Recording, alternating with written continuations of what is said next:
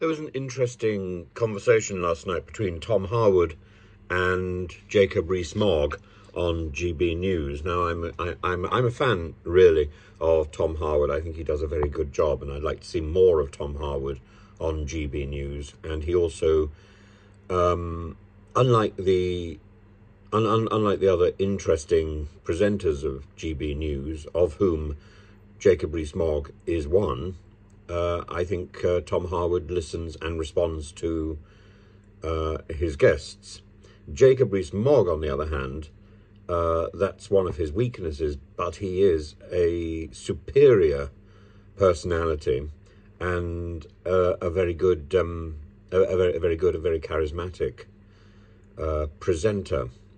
I think this particular combination of Rees-Mogg answering questions rather than putting questions was brilliant, and so both of them worked to their strengths.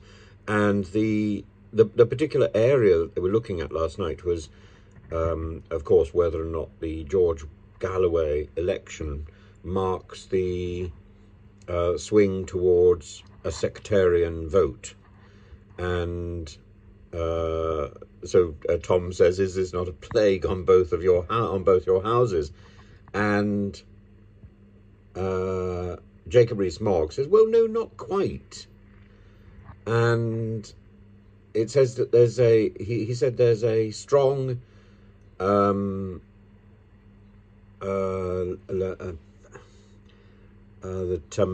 George Galloway replaced the Labour candidate because of the strong anti-Semitic elements of the Azhar Ali statements, and that this has then led to a strong religious vote. And Rees-Mogg bemoans religion determining votes in UK politics. He says it's unusual and it's not a good thing, this sectarianism. Well, of course, it has happened before, particularly in Northern Ireland, in Liverpool, in Glasgow, and so on. So and he recognises that fact, but Tom doesn't let him get away with that. He pushes on. Rees-Mogg says, in response to Tom, he says, Tom says, "Does this have implications for the general election?" And Rees-Mogg says, "Well, it could." And then he goes off on a sort of sideline to this sectarianism, beginning with the Hamas attack on the 7th of October and the strong feeling that this produces. And Tom says, well, it's not just Muslims who are out on the streets marching. And Rees-Mogg isn't really able to reply to that.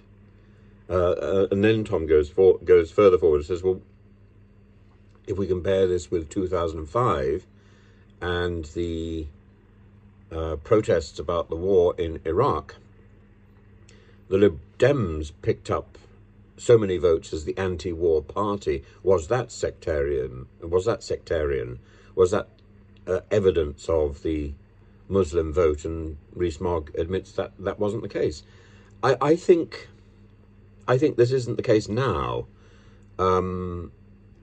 There are circumstances for a sectarian vote, and with a large Muslim community, which Rees-Mogg attributes to too much immigration, then of course a large Muslim community may well vote against the ruling parties. But so may a large non-Muslim community. And to call this particularly a sectarian move, it's not tested against a non-Muslim Labour-leaning area. In fact, if there isn't a Labour candidate, and there wasn't, this is not evidence that George Galloway's success is not evidence of a shift towards sectarian politics. And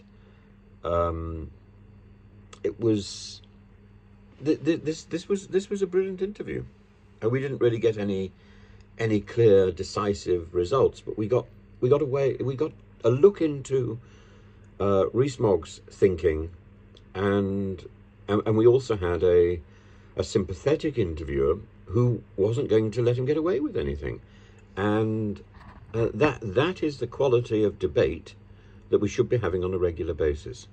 So congratulations to both of them. They both did the job well, and